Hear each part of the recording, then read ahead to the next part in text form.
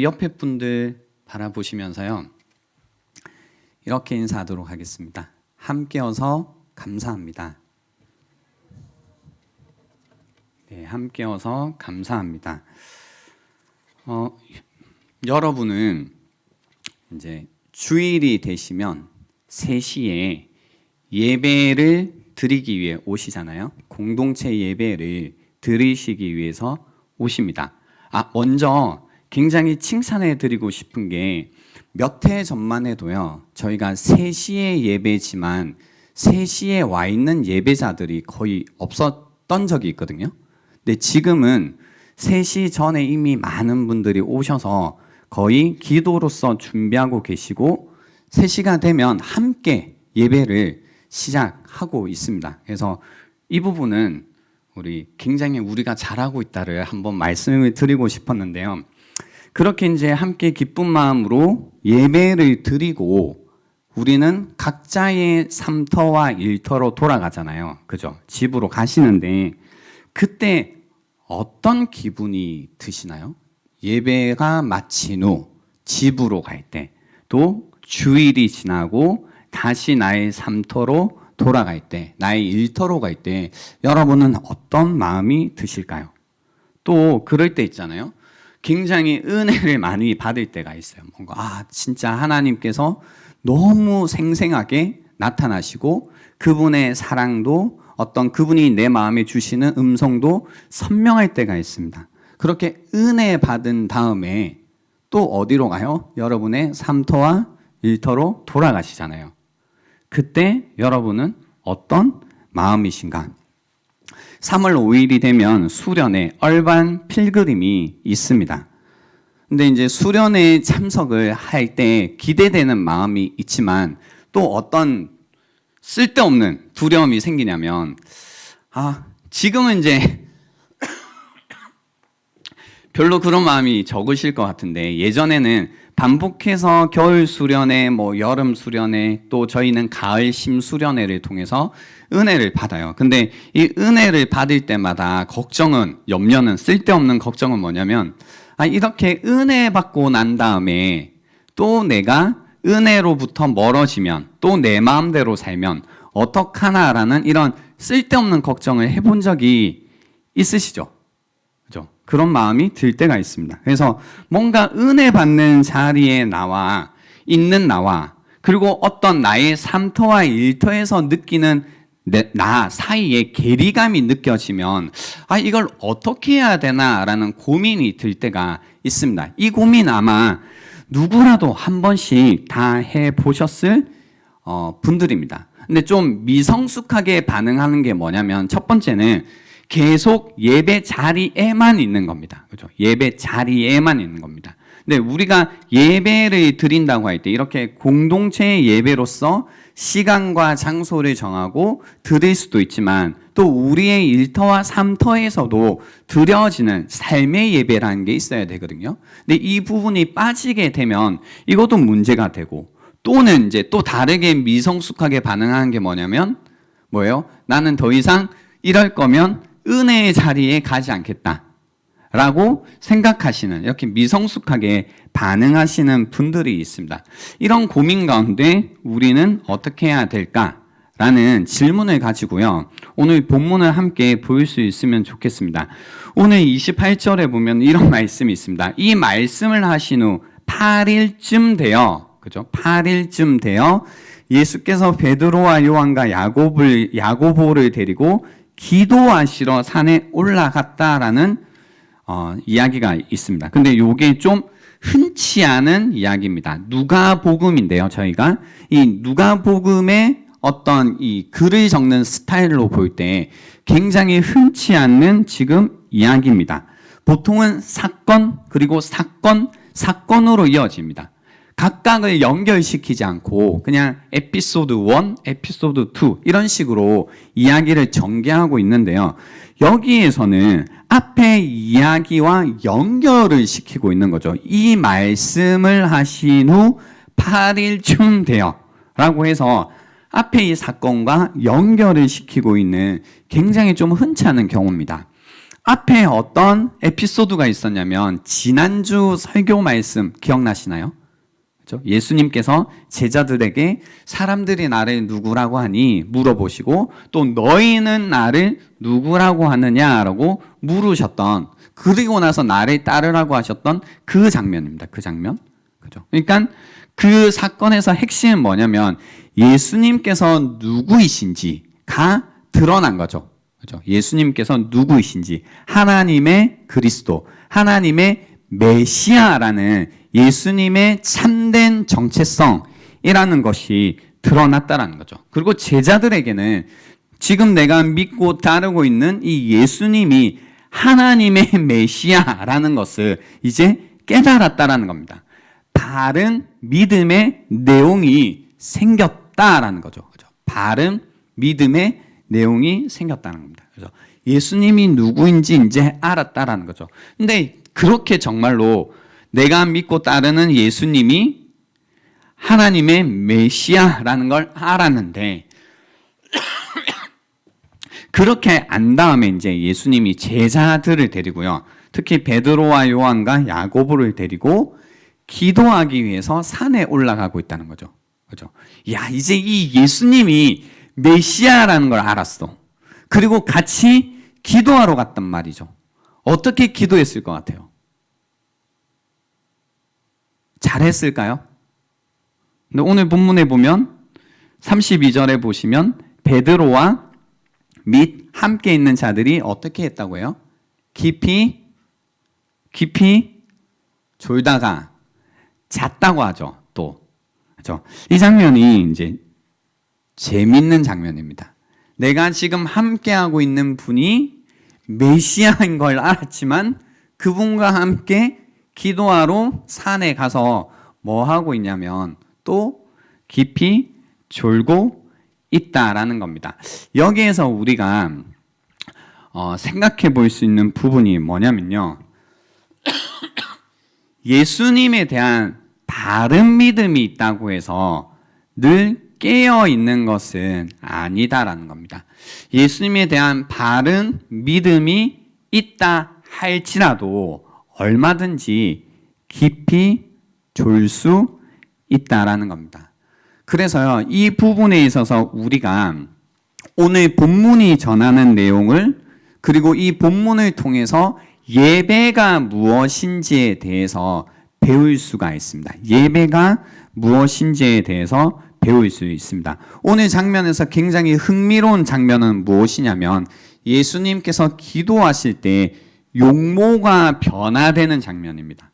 용모가 변화되고 이 변화의 어떤 모습을 봤던 제자들이 어떻게 변화된 모습을 기억을 하고 또 우리에게 전해 주었냐면요. 그 옷이 휘어져 광채가 났다라고 전해주고 있습니다. 그러니까 광채, 빛이라는 걸로 우리에게 전해주고 있습니다. 이렇게. 예수님께서 빛이 나셨다, 광채가 났다라는 겁니다. 그렇죠? 이 빛을 볼 때에 베드로와 함께 있는 자들이 깊이 졸다가 어떻게 되냐면요, 온전히 깨어나게 됩니다. 빛 가운데 졸고 있던, 깊이 졸고 있던 제자들이 온전히 깨어나 예수의 영광을 보게 되는 겁니다. 예수의 영광을 보게 되는 겁니다. 그래서 예배에 있어서 중요한 거는요, 우리가 신앙생활을 한다라고 할 때 중요한 거는요, 예수님이 누구이신지 알았다면 그냥 예수님이 누구이신가를 아는 것에서 끝나면 깊이 조는 겁니다. 근데 무엇이 필요하냐면 바로 이 빛이라는 것이 필요하다는 겁니다. 하나님의 영광이라는 빛이 비쳐야 되는 겁니다. 이 빛이 비치기 전까지는요, 우리는 마치 작동하지 않는 기계와 같습니다. 그러니까 깊이 존다는 얘기죠. 근데 빛이 비친다라는 이야기는 무엇이냐면요, 빛을 경험한다라는 이야기입니다. 빛을 경험한다. 그래서 예배라는 것은 우리가 경험한 것만큼만 할 수 있는 겁니다. 언제 예배라는 것이 이루어지냐면 내가 믿는 내용이 나에게 실제가 될 때, 리얼해질 때 예배가 일어나게 됩니다. 여러분 한번 보세요. 지금 조시는 분 아무도 없는데요. 이제 우리가 공동체 예배로서 함께 모여 있지만 예배 드릴 때 어떤 그 예배를 드리는 방식 또는 마음을 표현하는 방식은 조금씩 다를 수 있죠. 그죠? 어떤 분들은 굉장히 열정적으로 손을 들 수도 있고 박수를 칠 수도 있고 뭐 뛸 수도 있고 하는 겁니다. 그 표현 방식은 개인의 표현 방식이 있을 수 있는데요. 근데 이 표현 방식에 대한 얘기라기보다 내 안에 예배하는 마음이란 것, 그러니까 찬양을 하는 시간이라면 찬양 때 찬양의 어떤 가사에 정말로 그렇지 저거 진짜지라고 마음을 담아 고백할 수 있는 예배자들은 그 내용에 대해서 경험해본 그 내용이 믿음의 내용이 빛으로서 비춰진 자들만이 할 수 있다는 겁니다. 찬양 가운데 하나님의 사랑에 관한 이야기들이 많잖아요. 그죠? 나를 향한 주의 사랑 뭐 이런 고백들 있을 때 놀라시지 마세요. 있을 때 그 하나님의 사랑이 정말로 내가 경험해 보신 분들, 리얼하신 분들은 그런 찬양할 때 굉장히 기쁘죠. 그러니까 맞아 저거 진짜야 라는 마음으로 그 찬양을 부르게 됩니다. 근데 그러지 않은 사람들은 그냥 가사를 뭐 읽어보거나 저게 무슨 말이지? 뭐 그냥 종교적인 표현인가 라고 생각하는 거죠. 근데 찬양의 가사들은요 대부분 그 신앙인들이 하나님을 믿는 사람들, 그리스도인들이 경험했던 것들을 적거든요. 자기가 하나님에 대한 경험들을 적어서 자신의 경험을 나누는 겁니다. 근데 그 가운데 같은 경험을 했던 분들이 마음을 다해서 함께 고백하는 시간입니다. 그러니까 우리가 예배를 드릴 때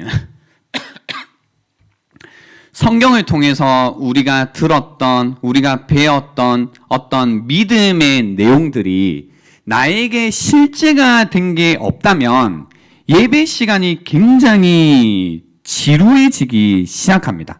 그러니까 그런 마음이 있어야 됩니다. 아, 이거 진짜지, 진짜네 라는 마음이 있어야 됩니다. 아니면 깊이 졸게 되어 있다라는 겁니다. 깊이 졸게 되어 있다라는 겁니다. 하지만 경험해 본 분들, 맛을 본 분들, 빛이 비춰지신 분들은 이런 믿음의 내용에 있어서 온 마음을 다해 아 그거 진짜지라는 이 고백이 있게 된다는 겁니다. 그래서요 보세요 여러분, 그리스도인이 된다는 건 예배가 된다라는 이야기입니다. 그러니까 그리스도인이 되기 위해서는 하나님에 대한 경험 없이는 그리스도인이 될 수 없거든요.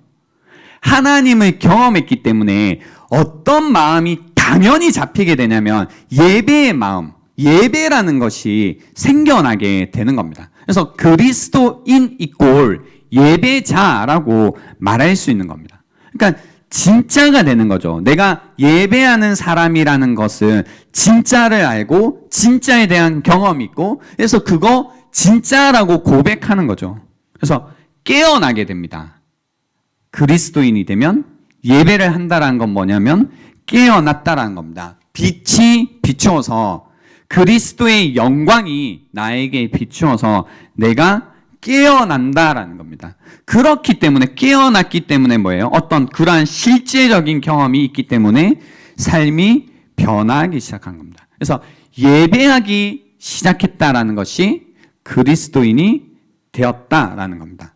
그래서 여러분이 믿음의 내용들이 그냥 바른 믿음의 내용을 그냥 아는 것으로는 절대로 예배자가 되실 수 없습니다. 그러니까 이게 진짜가 아니면, 실제가 아니면 예배 자리에 와서 앉아 있을 수는 있지만 예배는 안 된다라는 겁니다. 찬양이라는 것, 기도라는 것, 말씀이라는 것, 예배의 요소들이 무의미한 활동처럼 느껴지는 거죠. 찬양 잘 모르겠고 기도 별로 할 말은 없고 말씀 들리지 않습니다. 그러니까 자게 됩니다. 깊이 졸게 되는 겁니다. 그러니까 내가 예배 자리에 있을 때마다 깊이 졸게 된다면 무슨 생각을 해보기 시작해야 되냐면 나 왜 이렇게 졸까? 그죠? 그거 내가 아직까지 내가 예배하기 위해서 나와 있는 이 자리에서 아직까지 한 번도 하나님이 나에게 실제가 돼 본 적이 없나 보다. 예배 가운데 울려 퍼지는 그 찬양의 어떤 가사의 한 줄도 나에게 진짜가 돼 본 적이 없나 보다.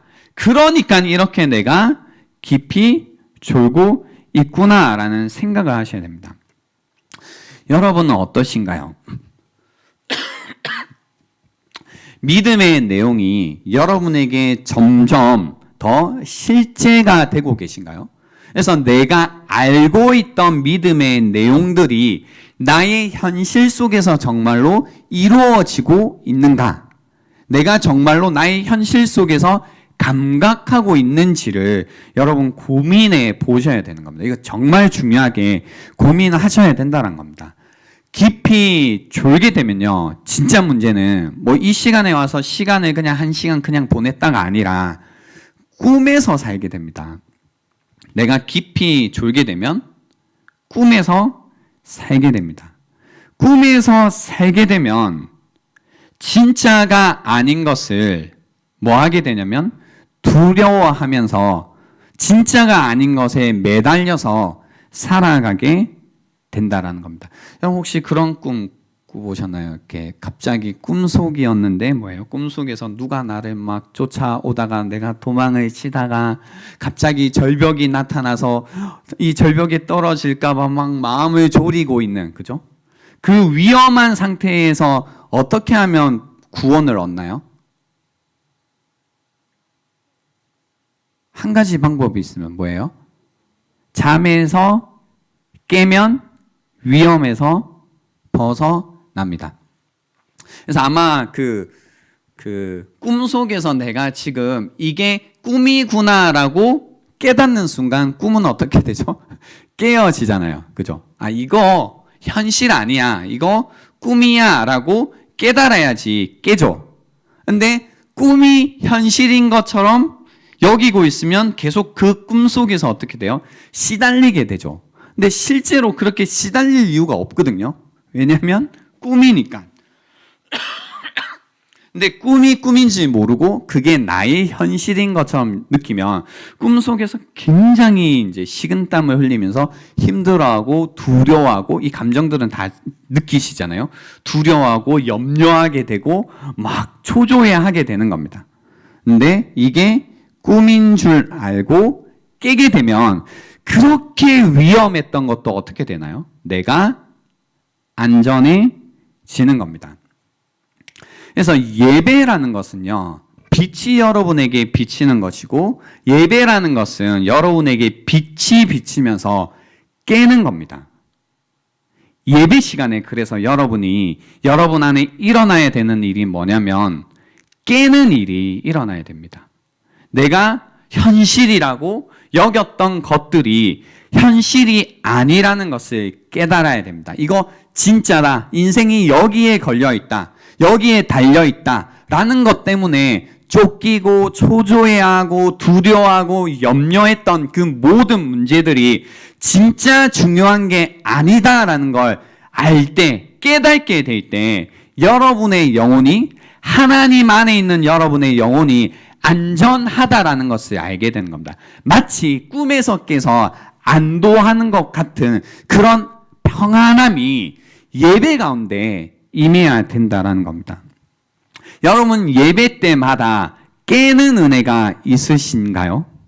이 예배 때마다 내가 목숨을 걸고 두려워하고 염려하고 초조해하고 이거 없으면 어떻게 사나, 이런 일이 닥치면 나 어떻게 하나, 내 인생이 끝나는 거 아닌가, 마치 절벽에서 떨어질 것 같은 그런 인생이었다가 예배 시간에 하나님을 만나고 하나님의 영광의 빛이 비치는 것을 경험한 가운데 아, 나의 인생에 있어서 정말 중요한 것은 그게 아니구나. 내 인생이 하나님의 손에 붙들려 있는 한 내 영혼은 안전하구나라는 이런 영혼이 깨어나는 이런 경험들이 사실 이 예배 가운데 여러분이 하셔야 되는 중요한 경험이라는 겁니다. 그래서 예배 가운데 여러분이 깨어나는 시간이 되어야 합니다. 그러니까 이 예배 시간까지 졸고 있으면 진짜 소망이 없는 거죠. 깨어날 수 있는 유일한 시간입니다. 어떤 의미에서 이 시간마저도 졸아버리면 이제 여러분에게는 늘 매달려서 묶여서 살아가게 된다는 겁니다. 그래서 나는 주님 안에서 안전하다고 고백할 수 있는 사람은 예배 가운데 하나님의 영광의 빛이 비추고 깨어날 때 된다는 겁니다. 그래서 깨어 있어야 되는 겁니다. 예배 가운데 진짜가 아닌 것을 내가 두려워하고 있었다라는 걸 깨달아야 된다라는 겁니다. 그리고 내가 그동안 믿음의 내용으로 가지고 있었던 것들이 진짜구나라는 것을 알아야 된다는 겁니다. 하나님의 사랑이, 하나님의 자비하심이, 하나님의 지혜가 진짜구나라는 걸 깨달아야 된다는 겁니다. 하나님의 지혜가 진짜로 다가오셔야 됩니다. 하나님의 지혜가 진짜로 다가온다라는 게 어떤 의미예요? 지금 같은 상황에서요. 지금 이제 사실 뭔가 경제 활동을 하시고 지금 막 열심히 삶을 살아가시는 분들은 엄청 힘든 시기를 보내고 계시죠.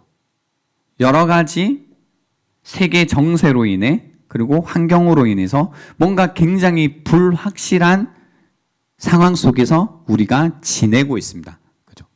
그래서 앞이 보이지 않습니다. 뭔가 미래가 없다라는 생각이 드는 거죠. 그러니까 내가 그동안 엄청 스마트하다고 생각했지만 어떤 나의 스마트함도 나의 지식도 나의 지혜도 지금 이 상황을 해결할 만한 지혜가 없고 그리고 앞으로도 어떻게 해야 될지 모르겠다라는 생각 가운데 두려움과 염려로 내 마음이 눌려 있는 겁니다. 그 가운데 우리가 하나님의 지혜가 우리에게 실제가 된다는 건 뭐냐면 나의 지혜로는 이 모든 문제들을 어떻게 해결할 수도 없고 풀어갈 수도 없지만 하나님의 지혜라면 이 모든 문제들을 풀어가시고 해결하시고 그리고 그 지혜로우신 하나님의 인도하심을 받을 수만 있다면 보이지 않는 이 모든 상황 속에서도 앞이 캄캄한 이 상황 속에서도 길을 찾아갈 수 있다라는 이 실제적인 믿음 때문에 평안함을 얻게 되는 거란 겁니다. 그러니까 하나님의 지혜가 나에게 실제가 될 때 뭐가 임해요? 평안이 임하게 되는 겁니다. 근데 하나님의 지혜가 나에게 실제가 안 되면 그런 경험이 없으면 지금 같은 상황에서 뭐가 돼요? 계속 염려되고 걱정이 되는 겁니다. 하나님의 사랑이 나에게 실제가 되고 있는가? 하나님의 사랑이 실제가 된다는 건 뭐예요? 좀 기분 좋아지고 내가 뭔가 마음이 좋아지고 이런 정도가 아니잖아요. 자아상과 관련이 있다고요. 자존감과 관련이 있다고요. 내가 사랑받는 자라는 정체성이 생기는 거라고요. 근데 하나님의 사랑이 실제가 되면 나라는 사람의 정체성이 완전히 바뀌죠. 이전에는 사랑받지 못해서 그래서 어떻게 해서든 사랑받는 자가 되기 위해 그래서 어디에서든 인정받고 소속되기 위해서 애써왔다면 그러니까 늘 그런 걸 위해 애쓴다는 뜻은 뭐냐면 한 번도 내가 누군가에게 온전히 받아들여진 경험이 없죠. 그죠? 그러니까 늘 내가 부끄럽고 늘 뭔가 부족한 느낌 가운데 살아간다는 겁니다. 근데 하나님의 사랑이 나에게 실제가 되면 하나님이란 존재가 나를 사랑해요. 하나님이 나를 사랑해 주신다고요. 하나님이니까 사랑하는 게 아니라 하나님이 나를 사랑한다고요. 그죠? 그 하나님이 나를 사랑하시니 어떻게 돼요? 내가 이렇게 사랑받는 존재구나. 내가 이렇게 인정받는 존재구나. 어떤 중심 가운데 들어가 있는 그 마음이 찾아온다고요. 그러니까 마음이 어떻게 돼요? 평안해지는 겁니다. 다른 사람이 때로는 나에 대해서 나쁘게 평가해도 괜찮은 겁니다. 하나님이 나를 인정해 주시는 이렇게 사랑해 주시는데 그게 그러니까 비난을 받아도 비판을 받아도 조금 기분이 할 수 있지만 그렇게 극도로 분노한다든지 나라는 사람의 자아상이 완전히 무너지지 않는 겁니다.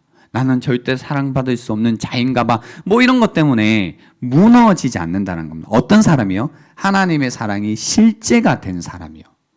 실제가 된 사람이요. 그죠? 이게 현실로 살아가는 사람들이라는 겁니다. 그렇기 때문에요, 우리에게는 빛이 비치는, 그리고 깨어나는 예배가 필요하다는 겁니다. 우리에게 예배가 필요합니다. 예배하기 전까지는 두려움도, 염려도, 걱정도 사라지지 않습니다. 그러나 주님을 예배하기 시작할 때 모든 두려움은 사라지기 시작하는 겁니다. 그 찬양이 있죠. 주 앞에 나와라는 찬양이 있습니다. 그 찬양이 이 가사를, 이 내용을 담고 있어요. 주 앞에 나와 제사를 드리네. 마음 열어 내 삶을 드리네. 주를 봅니다. 끝없는 사랑 날 회복시키네. 이제 눈 들어 주 보네. 그 능력 날 새롭게 깨우는 거잖아요. 주님의 사랑 날 만지시니 내 모든 두려움 어떻게 돼요? 사라지네. 그죠? 사라지네. 하나님의 사랑이, 하나님의 능력이 실제가 되자 나를 사로잡고 있던 모든 두려움으로부터 내가 깨어나게 되는 겁니다. 그리고 삶의 진짜 본질, 진짜 중요한 것이 무엇인지를 깨닫게 되는 겁니다. 그죠? 그걸 내가 붙들고 있음을 알게 된다라는 겁니다. 재밌는 거는요, 오늘 이 장면이 엄청 흥미로운 장면이잖아요. 여러분이 진짜로 믿으신다면. 그죠? 예수님이라는 분이 어떻게 돼요? 변화되시는 거예요. 변화되시고 막 갑자기 옷이 휘어지고 강체가 나세요. 그리고 나서 모세와 엘리야, 그러니까 이 성경에 대한 지식이 요만큼만 있어도 모세와 엘리야가 언제적 사람인지 알잖아요. 뭐 지금 동시대의 사람이에요? 아니잖아요. 그죠? 그래서 나타나서 대화를 하고 있어요. 그리고 이 모세와 엘리야와 예수님은 도대체 무슨 대화를 하셨던 걸까가 궁금할까요? 안 궁금할까요? 사실 궁금하죠. 그 이야기가 담겨 있어요. 여기 31절에 보시면 영광 중에 나타나서 장차 앞으로 예수께서 예루살렘에서 별세하실 것을 말했다고 합니다. 별세하실 것을 말했다고 합니다. 여기에서 저도 그냥 별세라고 하니까 그냥 뭐 죽으시는 이야기 했나 보다고 늘 생각을 했었어요. 여러분은 그렇게 생각하고 계시잖아요. 그죠? 그래서 이 별세라는 단어 연구를 해보니까요. 이 언제 사용되는 단어냐면 엑소더스라고 해서 출애굽 있잖아요. 출애굽이라는 단어를 쓸 때 했던 떠나가심이라는 단어, 탈출이라는 단어를 사용했다라는 겁니다. 그래서 지금 이 모세와 엘리야와 변모한 예수님께서 어떤 이야기를 하고 계시냐면 예수님께서 예루살렘에서 떠나가실 걸, 그러니까 뭐 그렇게 이거 표현이구나, 뭔가 완곡한 표현이구나, 이제 죽으실 것을 세상을 떠나시게 될 거예요, 뭐 이런 얘기를 했구나로 얼마든지 이해할 수도 있겠지만 여기에서 굳이 엑소더스라는 단어를 썼다라는 것은 구약 성경의 출애굽, 그죠? 출애굽의 그 떠남과 출발이라는 의미, 그 출애굽시켰던 그 구원의 의미가 이 대화 속에 담겨 있다라는 것을 우리는 알게 된다라는 겁니다. 그래서 N.T. 라이트라는 신학 학자가 있어요. 지금도 아마 마찬가지일 텐데요. 신약 학자 중에 가장 이제 이분이 이야기했다라고 하면 다 귀를 기울여 듣는 신약 학자입니다. N.T. 라이트. 이분이 이 내용을 어떻게 코멘터리 했었냐면요. 누가가 이 단어를 선택한 이유는 특히 모세와 연관되어 있다. 예수님이 죽으셔서 대탈출, 출애굽과 똑같은 사건, 아니 그 이상을 실현할 것이기 때문이다. 첫 번째 출애굽에서 모세는 이스라엘 백성을 이집트의 종살이에서 이끌어내 약속의 땅으로 인도했다. 새로운 출애굽에서 예수님은 하나님의 모든 백성을 죄와 죽음의 종살이에서 이끌어내 약속의 유업으로 인도하실 것이다. 그 땅은 온 세상이 구속받는 새로운 창조 세계다라고 코멘타리 하셨습니다. 그래서 예수님의 이 경험이라는 것, 모세와 엘리야로 대표되는 이 모세와 엘리야의 대화라는 것은 무엇이냐면 출애굽 사건에 관한 이야기, 구원에 관한 이야기를 나누고 계셨다라는 겁니다. 구원에 대한 이야기를 어디에서 경험하고 있냐면 이 산 정상이라는 장소에서 경험하고 계시다라는 겁니다. 그리고요, 이 경험이 얼마나 좋았으면 베드로도요, 무슨 얘기를 하냐면 33절에 주여 우리가 여기 있는 것이 뭐라고 해요? 좋다고 하죠. 그죠? 이 뭔가 영광스러운 자리라는 게 좋다라고 이야기하는 겁니다. 근데 우리의 믿음의 삶이라는 건 뭐냐면 제가 오늘 이 내용을 강조하고 싶어서 긴 구절을 가지고 왔거든요. 그러니까 이 사건이 누가복음에만 있는 게 아닙니다. 복음서에서 다른 데도 적혀 있는데요. 적혀 있을 때 항상 예수님의 이 변모된 사건과 연결되어서 저희가 읽었던 두 번째 사건이 늘 함께 붙어져 나와요. 그러니까 무슨 얘기냐면 뭔가 영광스러운 산, 정상에서 우리는 내려와서 현실과 맞닥뜨리게 된다라는 겁니다. 그리고 어떤 일에 맞닥뜨리게 되냐면 뭔가 잘하고 있던 제자들조차도 어찌할 수 없는, 그죠? 손 쓸 수 없는 사건 가운데 처하게 된다는 겁니다. 어떻게 보면 절망적인 중병에 걸린 한 이 소년의 이야기가 이 영광스러운 이야기 뒤에 붙어 있는 것은 우리의 믿음의 삶이라는 것이 어떠할 것인지를 보여주는 거죠. 많은 사람들이 그렇게 생각합니다. 나의 삶이 평범하면 좋겠다. 그죠? 평범한 삶이 꿈이신 분들 계시죠?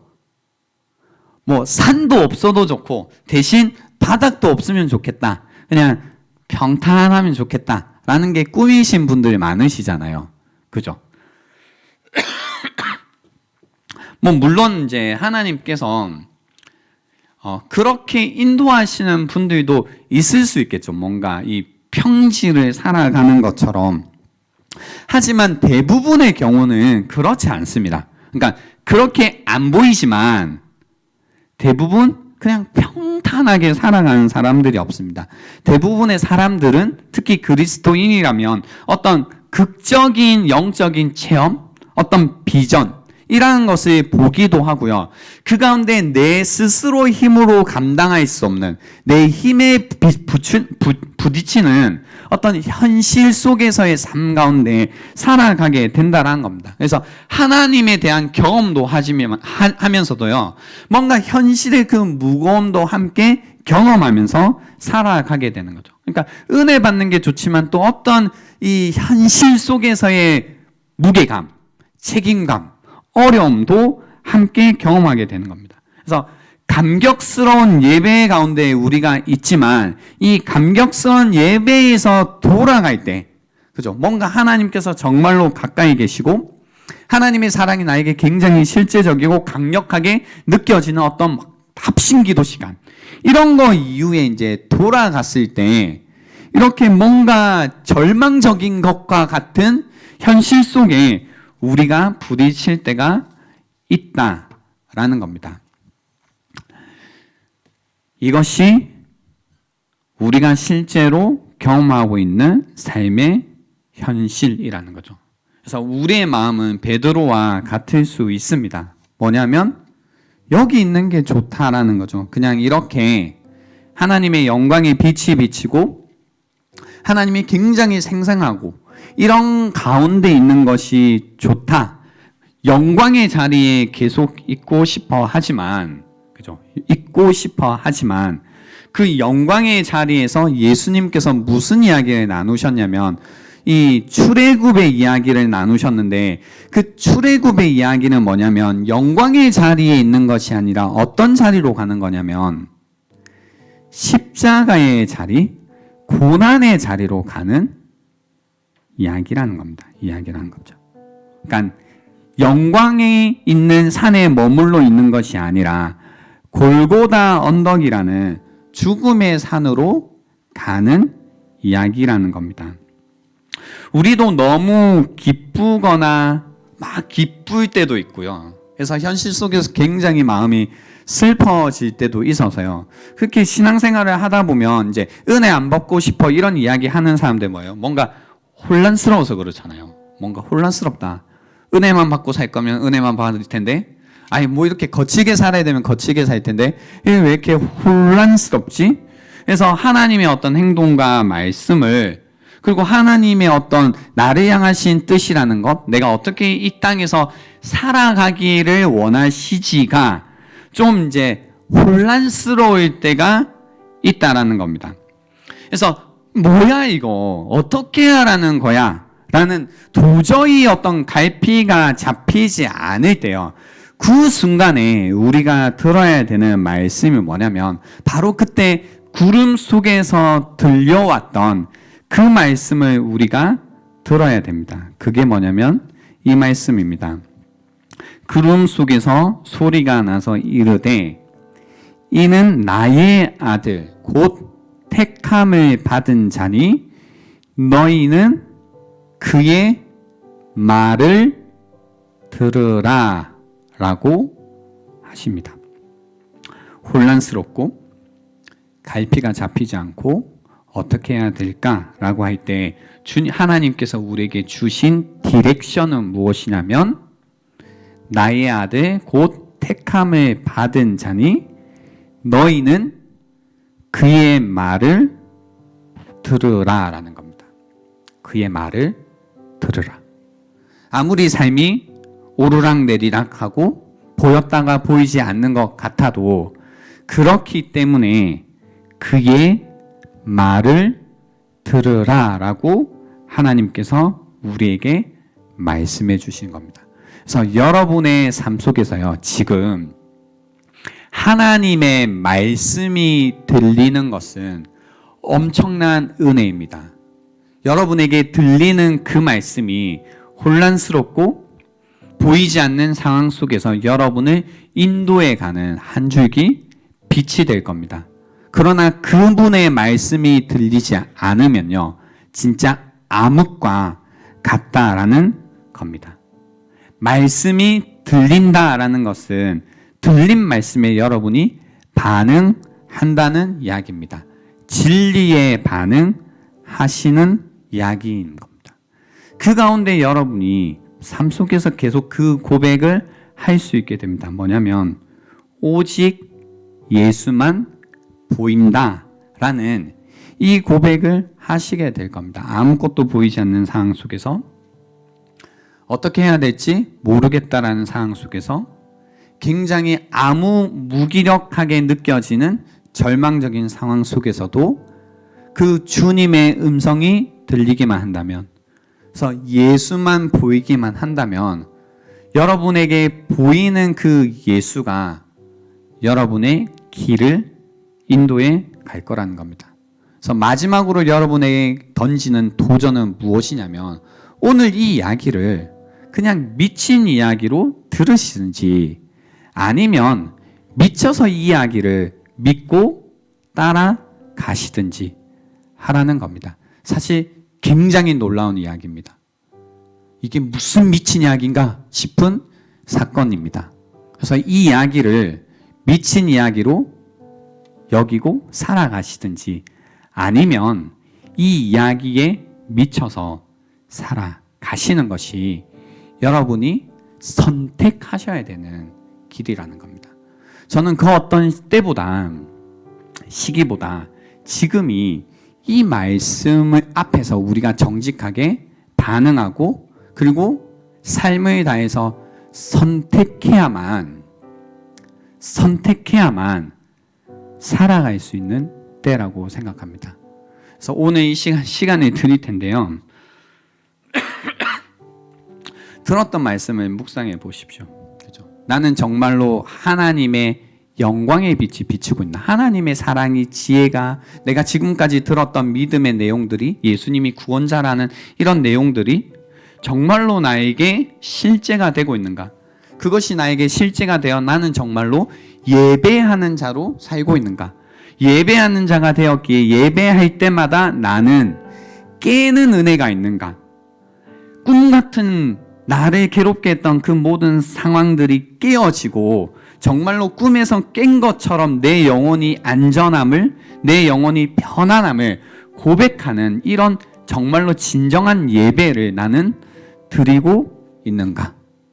혼란스러운 상황 속에서 나는 정말로 나에게 주시는 그 주님의 음성을 듣고 있는가? 듣고 있는가? 그래서 오직 예수님만 보이는 삶을 살아가고 있는지 이 시간 묵상해 보는 시간 되면 좋겠습니다. 시간 드리겠습니다.